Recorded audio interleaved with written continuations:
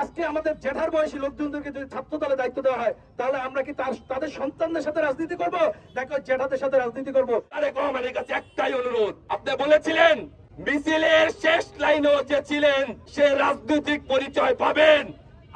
আমরা মিছিলের সামনে ছিলাম, জানি না কেন পরিচয় পাই নাই। আমাদের সাথে যদি এটা ভালো যদি না করা হয়, তাহলে আগামীতে এই শরীয়তপুর জেলাকে অচল করে দেব।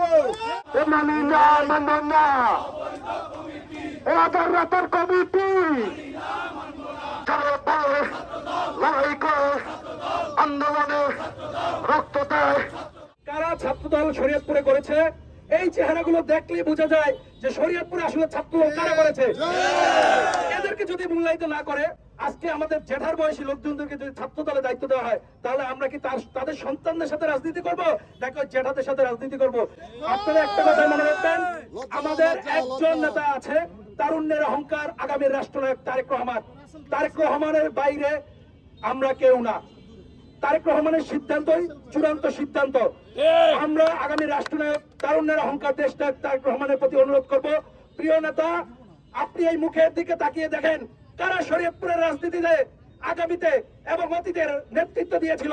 তাদেরকে অবমূল্যায়ন করা মানে প্রত্যেকটা প্রতিষ্ঠানের ছাত্র এবং যারা ছাত্রদল করে তাদেরকে অবমূল্যায়ন করা। দীর্ঘ 17 বছর ওই পল্টনের 20 জ্বালা রক্ত মাখা 20 জলের পথে এই চেহারাগুলোকে দেখতে পেয়েছেন। আপনারা সাংবাদিক বৃন্দ, আপনারা সাক্ষী, শরীয়তপুরের ছাত্রদল কারা করেছে। ওই জাকির সোহেল ছাত্রদল করে নাই।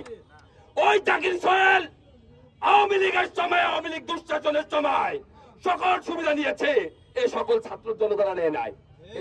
আপনারা চেয়ে দেখেন, এই ছাত্রদেরকে চেয়ে দেখেন, আমাদেরকে বঞ্চিত করা হয়েছে, আমাদেরকে মূল্যায়ন করা হয় নাই। দেশ নায়ক জনাব তারেক রহমানের কাছে একটাই অনুরোধ, যারা ত্যাগী, আপনি বলেছিলেন মিছিলের শেষ লাইনও যে ছিলেন সে রাজনৈতিক পরিচয় পাবেন। আমরা মিছিলের সামনে ছিলাম, জানি না কেন পরিচয় পাই নাই। আমাদের শরীয়তপুর জেলায় একটি কমিটি করা হয়েছে, যেই কমিটি আমরা প্রত্যাশা করি কখনো যে এমন কমিটি আমাদের শরীয়তপুর জেলায় আসবে। আমাদের এখানে অনেক ত্যাগী ছাত্ররা, আমাদের রাজপথের দূরদূরের ভাইরা, তারা এখানে অবহেলিত হয়েছে। আমরা এই কমিটি থেকে কোনোভাবে আমরা এই কমিটিকে মানি না, মানি না, মানি না। প্রিয় নেতৃবৃন্দ, দূরদূরের রাজপথে ছিলাম, জাজিরা থেকে শরীয়তপুরের প্রত্যেকটি প্রোগ্রামে আমরা অংশগ্রহণ করেছি। আমরা আজকে বলতে চাই, এই কমিটির বিপক্ষে, এই কমিটির প্রত্যাহার চাই।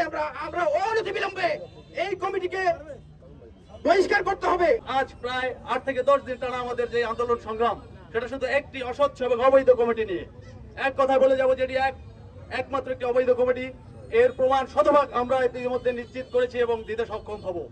আবার একটি কথাই বলে যাব, যারা এই শরীয়তপুর জেলা ছাত্র দলকে ফ্রন্ট লাইনে থেকে, সামনের সারিতে থেকে এই 16 থেকে 20টি বছর ত্যাগ সংগ্রাম এবং কারাগারে জীবনযাপনের মধ্য দিয়ে নিজেকে বিলিয়ে দিয়েছে, সেই সমস্ত ত্যাগী নেতাদের যেভাবে বঞ্চিত করা হয়েছে, সেই বঞ্চিত নেতাদের যথাযোগ্য মূল্যায়নের মধ্য দিয়েই যদি এই কমিটি সংশোধিত না করা হয় এবং এই অবৈধ কমিটিকে বিলুপ্ত না করা হয়, তাহলে আমরা আমাদের আন্দোলন রাজপথে ধরে রাখবো। আজকের এই নবম দিনের মতন আমাদের এই রাজনৈতিক ছাত্র দলের সংগ্রাম চলতেছে।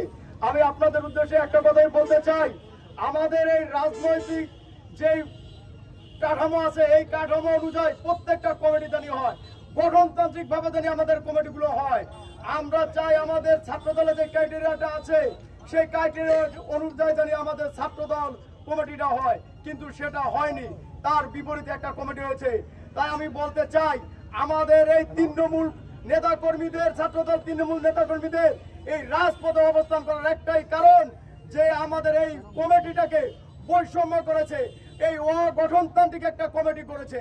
আমি আরো আপনাদের জানিয়ে দিতে চাই, আমাদের দেশ নায়ক তারুণ্যের অহংকার জনাব তারেক রহমানের 31 দফা দাবিতে আমরা এই রাজপথে আছি, রাজপথে থাকবো ইনশাআল্লাহ, এবং এই 31 দফা আমরা বাস্তবায়ন করবো ইনশাআল্লাহ।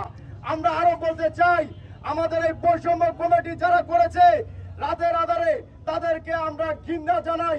কারণ আমাদের মতন এই রাজপথে থাকা লড়াকু সৈনিকগুলোকে আমাদের সাথে তারা নির্মম ভাবে তারা আমাদের সাথে অন্যায় অত্যাচার অবিচার করেছে। আপনাদেরকে আরো জানিয়ে দিতে চাই, আমাদের সাথে যদি এটা ভালো যদি না করা হয়, তাহলে আগামীতে এই শরীয়তপুর জেলাকে অচল করে দেব। আর আমি সিনিয়রদের উদ্দেশ্যে একটা কথা বলতে চাই, আপনারা এখনো পর্যন্ত আমাদেরকে সমর্থন জানাচ্ছেন না, এটা আমাদের জন্য আসলে ভালো কিছু নয়। আপনারা আমাদের সাথে ঐক্যবদ্ধ হন এবং রাজপথে আমাদের সাথে থাকুন। আমরা এই কমিটি বিলুপ্ত করে যাদেরকে অবমূল্যায়ন করা হয়েছে, সিনিয়রদেরকে বাদ দিয়ে যে কমিটি করা হয়েছে, সেই কমিটি বিলুপ্ত করে সকলের সমন্বয়ে একটি নতুন কমিটি প্রণয়নের দাবি জানাচ্ছি। সেই জন্য আমরা মাঠে আছি, আমরা মাঠে থাকবো ইনশাআল্লাহ।